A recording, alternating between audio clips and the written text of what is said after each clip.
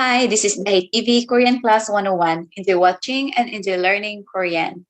Welcome to Eps Topik Lesson 8.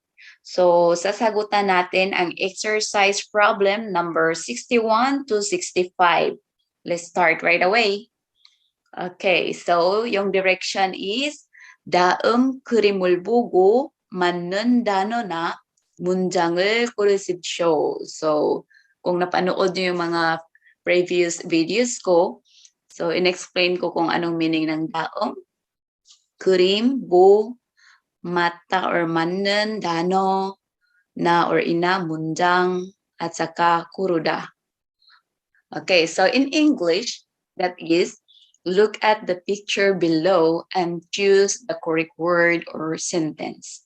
Okay, so ito yung ibig sabihin ng nakasulat dito. So let's start answering problem number 61. Ang nakalagay dito ay isang what? Flashlight. Okay, so ano yung flashlight in Korean? So let's look at choice number 1. Okay, so ang nakalagay dito is 형광등입니다. 형광등입니다. So pag may imnida, momo it's momoida. Okay, so 형광등, it means fluorescent light or fluorescent lamp. Okay? So itong dung na ito is pwede siyang lamp or pwede din siyang likod. Likod ng tao. Back. Okay? So pag sinabing 형광등, it means fluorescent lamp. Okay? So it's not. Number 2. 손전등입니다. 손전등. So 손전등, it means flashlight. Okay, so the answer for number 61 is number 2. So son, by the way guys, son, it means hand, kamay. Okay, so 손전등, it means flashlight. So this is a flashlight or it's a flashlight.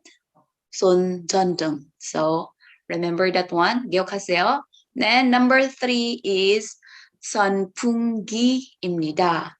선풍기입니다. 선풍기, it means, I hope you can remember this word. 선풍기 means electric fan.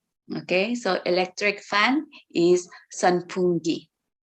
And number 4 is 계산기. 계산기입니다. 계산기, it means calculator.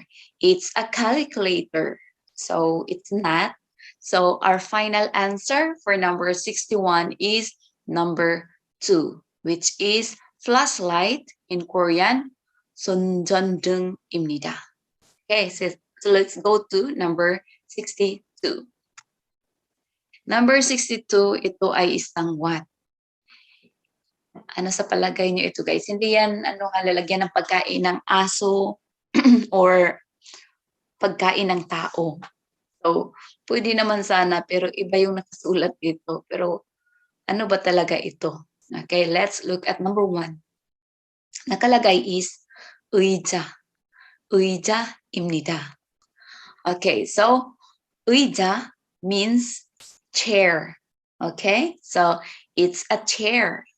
No, 의자 is upuan, chair. Number 2 is 바구니.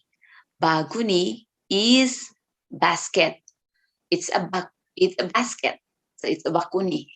So 바구니 is basket. So it's not. And number 3 is 비닐봉투입니다. 비닐봉투입니다. Pag sinabing 비닐봉투, it means plastic bag. Okay, so binilbungtu is plastic bag. It's a plastic bag. No. And number 4 is sesuteya입니다. So pag sinabing itong sesutewa, sesu kasi guys is from the word maghilamos. Okay, so ito ay isang what in English? Wash basin. Okay, so dyan ka maghihilamos. Okay, so ang tawag dyan sa kanila is 세수대야입니다. 세수대야입니다. So the answer for number 62 is number 4. Okay, so let's go to number 63. Ito ay isang pakwan, watermelon. So ano yung watermelon sa Korean? Let's try to look at number 4 first. Okay? Number 4 nakalagay is 딸기입니다. 딸기 means strawberry. Okay? So it's a strawberry? No, it's a strawberry. Next, number 3 is sagwa입니다. Sagwa, kung naalala nyo pa, sagwa is apple, mansanas. So it's an apple? No. Number 2 is 포도입니다. Podo is grapes. So it's a grape? No. And number 1 is 수박입니다. Watermelon is subak in Korean. So the answer for number 63 is number 1, which is 수박입니다. 수박입니다. 수박. Okay. Next, number 64. Number 64 is what? Ano ito? Pwede siyang damit, guys. Pero anong klaseng damit? So let's look at number 1.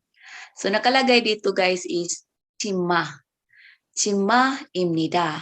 치마 means skirt. Okay? So it's a skirt. No. Number 2, 양말입니다. 양말 is medyas.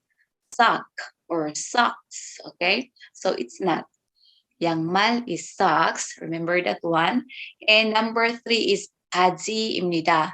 바지 is pants. So hindi rin yan. So the answer is number 4. Ano nakalagay dito? Same lang siya sa English, pero yung pronunciation is a little bit different, guys. Okay, so sa atin kasi is sweater. Okay? Pero sa kanila, sweater. Sweater입니다. Okay, so it's a sweater. So the answer for number 64 is number 4. Okay, so let's go to the last number, which is number 65. Ano nakalagay? So, number 65, ito ay isang, ano yun sa atin, guys? Kutsara. Right? Okay, so, lumabas na ito dati. So, let's check kung maalala nyo pa. Okay, number 1 is 가위입니다. 가위 in English is, okay, scissors. 가위입니다. It's a scissors. No. Number 2 is 연필. 연필입니다. 연필 is pencil. Lapis. So it's not. It's not a pencil. And number 3 is 숟가락. 숟가락입니다. 숟가락, guys, is spoon. Okay? Spoon. So the answer for number 65 is number 3. So, anong nakalagay sa number 4? It's dotkarak. Okay? So, wag niyong basahin itong doskarak, guys. It's dotkarak. Dotkarak. Okay? Dotkarak. So, dotkarak입니다. It's a chopstick. So, it's not, right? So, the answer is number 6. The answer for number 65 is number 3, which is 숟가락. Okay, 숟가락입니다. It's a spoon. Okay, so until here, guys, see you on my next video. Sa Eps Topik Lesson 9, we will answer the exercise problem number 66 to 70. Okay, that's all. See you next time. Goodbye. Hi, it's DIDTO here. Please don't forget to subscribe, like, comment, and share my videos. Until next time.